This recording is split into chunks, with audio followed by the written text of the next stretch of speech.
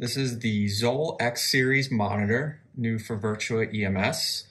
We're going to be going over some of the features of the monitor and how to use the functions within the menu systems.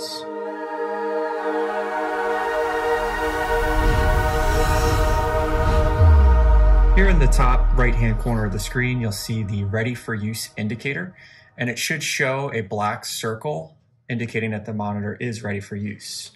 If you do get a no smoking or Ghostbuster symbol, this is usually a result of a battery that is not seated properly or a battery that it needs to be recharged. When you first power on the monitor, you'll see the not ready for use indicator showing that the monitor is going through a user self-test.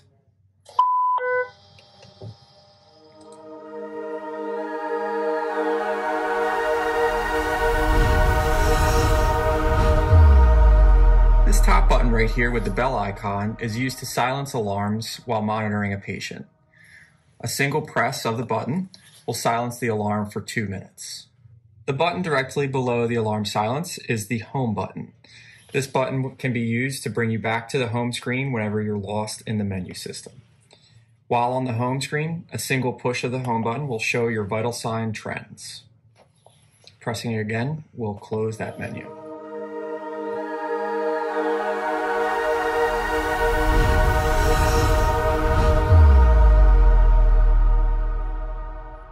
Directly below the home button is your navigation keys.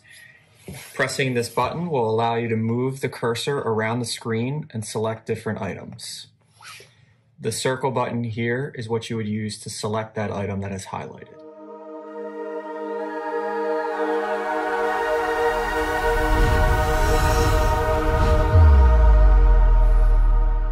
The camera button is used to take a 12-second snapshot of the screen. So if you see a change on the monitor, you'll press the button and it'll capture 12 seconds prior and 12 seconds post of the button press. You'll use the snapshot button at the start of every case when you have the patient connected to the monitor. And this will capture an EKG for import into EMS charts.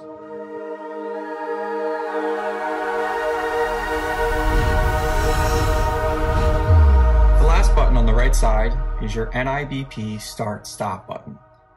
This machine is set to attain blood pressures every 10 minutes. To change that setting, you can scroll around to NIBP on the screen, select, and move down to NIBP interval. It is here you can select a different interval length, and the monitor will run at that change in length. The turbo cuff option here will run a blood pressure every minute. The turbo cuff feature is not recommended for use in pre-hospital care.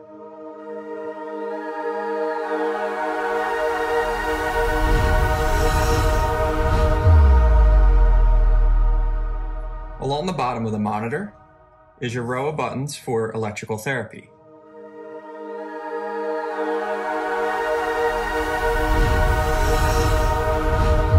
The first button is the pacer button.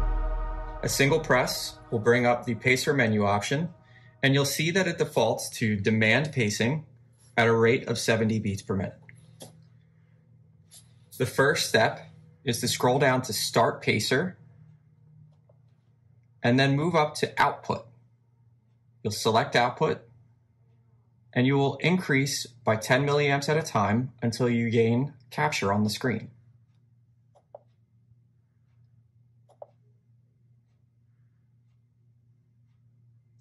Once you have capture, you'll hit the select button,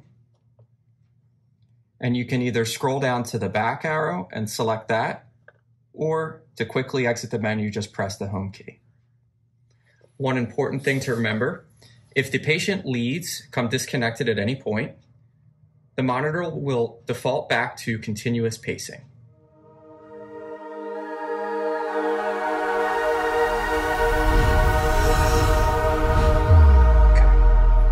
The next button along the bottom is the Analyze button. This is for use of the monitor in AED mode. To use the monitor as a manual defibrillator, you'll go to the number 1, which is Energy Select. The monitor defaults to 200 joules, which is our protocol for ventricular fibrillation or pulseless VTAC. You will charge the monitor at the number 2, and then the shock button will light up red at the number 3. Press and hold to deliver the shock.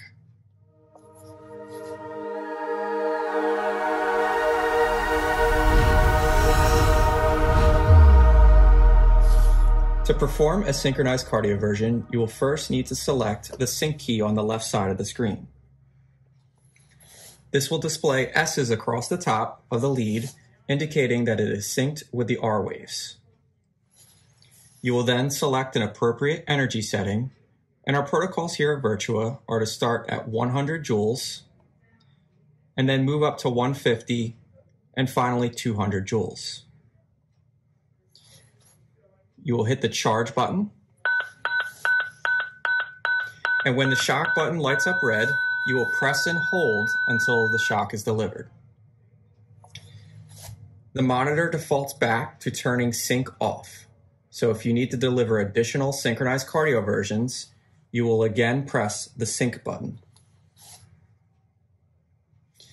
You can see how many shocks you have delivered at the top of the screen. On the left side of the screen are several action buttons here that'll change depending on which menu you are in.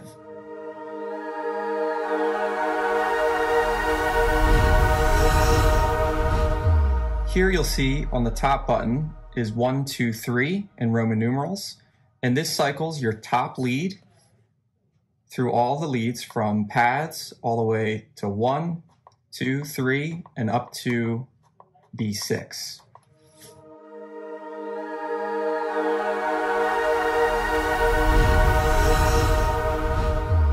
To obtain a 12 lead on this monitor, you will press the button next to the number 12. Keep your finger on the button and press it a second time. This will bring up the menu where you can set the patient's age, sex, and demographic information. It is important to set the patient's information ahead of time so that the appropriate algorithm is used to analyze the 12 lead. Once you've set the information, you can hit the home key, and you should now see diagnostic level 12 lead on the screen. To capture this, you will press the camera with the number 12 button.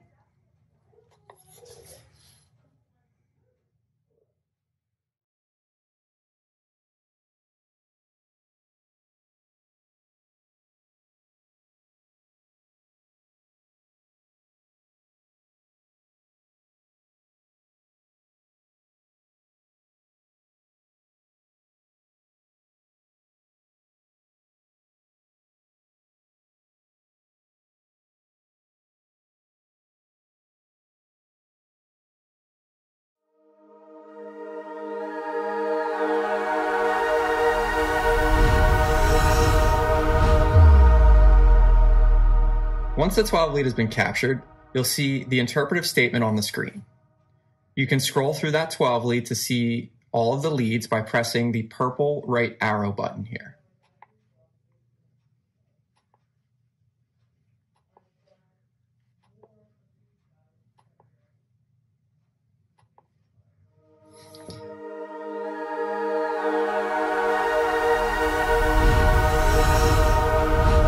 To send a 12 lead, you'll press the envelope button with the number 12. This will bring up a list of all the hospitals in our local. You'll use your up-down arrow and select key to select where you want to transmit to.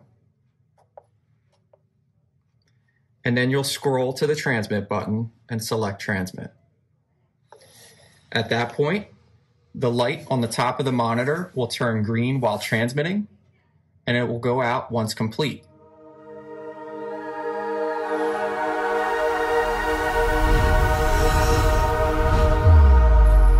To transmit a previously obtained 12 lead, you'll go back into the 12 lead menu. You'll then select the green check mark here, And this will bring up a menu of all the 12 leads that have been obtained in this monitor. You can scroll through and see 12 leads that have been previously transmitted, which show a blue up arrow, or 12 leads that have failed, which show a yellow exclamation point. The top 12 lead in the list is your most current 12 lead. You'll select it, and it'll bring up the interpretive statement for that 12 lead on the screen again. From here, you can print a new 12 lead, or you can send it by using the envelope with the number 12. Scroll through and select the site that you want to transmit to, and then scroll to the transmit button and select transmit.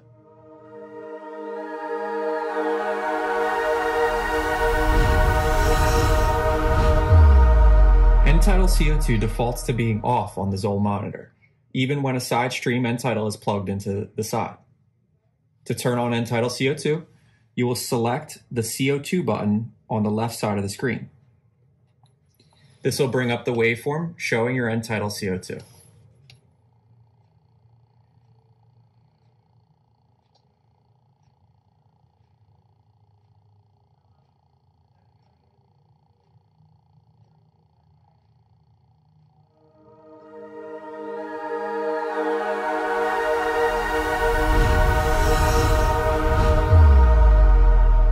When the pulse oximeter probe is placed on the patient's fingertip, a new waveform will appear on the screen showing the pleth for the SPO2.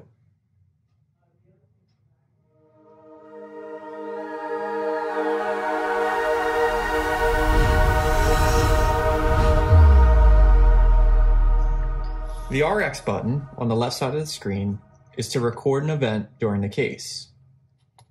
This menu has been customized for Virtua EMS with some of the more common options that we use every day. Page 2 has options related to RSI. To exit out of RX, you'll press the boomerang button at the bottom left of the screen.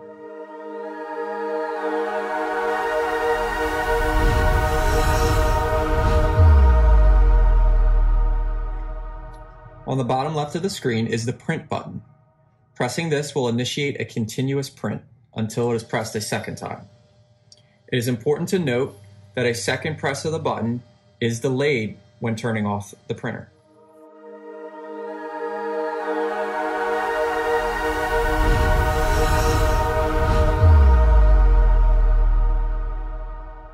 When on the main screen, you can move to a second set of menu buttons by pressing this boomerang button.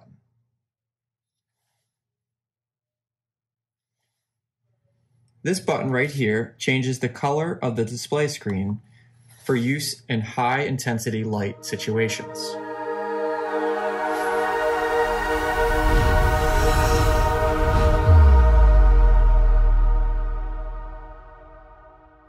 The IBP button is used for invasive blood pressure monitoring. All monitors are interchangeable for MICU and SCTU use.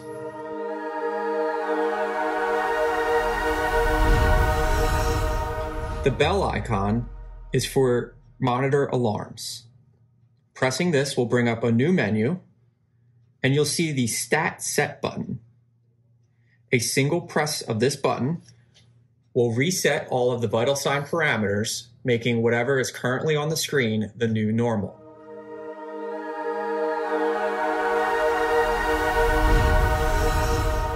The Print Trends button will allow you to print all of the vital signs from your case. You'll see a menu now that displays all of the cases that are in this monitor, and you can scroll through and select any previous case or the current one, which would be listed at number 1.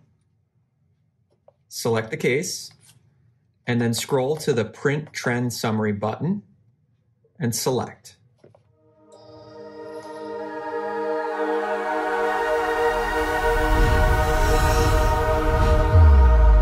When you complete the call and ready to transmit to EMS charts, you will first hit the boomerang button to bring you to the second set of menu keys, and then the log button.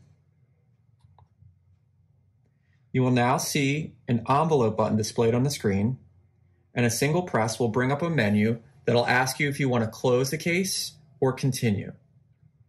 If you're complete, you will select Close Case. You'll get a printout to confirm that the case has been closed. You will select the button that says Select Cases. And now you can scroll through and select any cases that you want to transmit. If a case was previously transmitted, you'll see a blue up arrow. And if it failed to transmit, you'll see a yellow exclamation point. So I will select the number 1 case, which is our currently closed case. And on the bottom of the menu, you'll see a message here that says press home key to exit. Press the home key, and it'll bring you down to the transfer button. Select transfer, and it will now complete transmitting to EMS charts.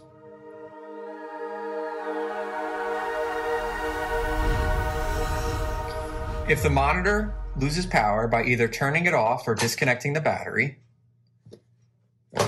and power is restored within 2 minutes,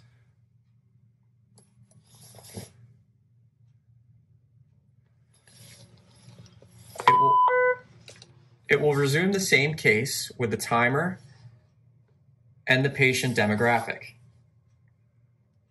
After the 2-minute period, the monitor will reset back to all the default settings, adult, and a timer back at 0.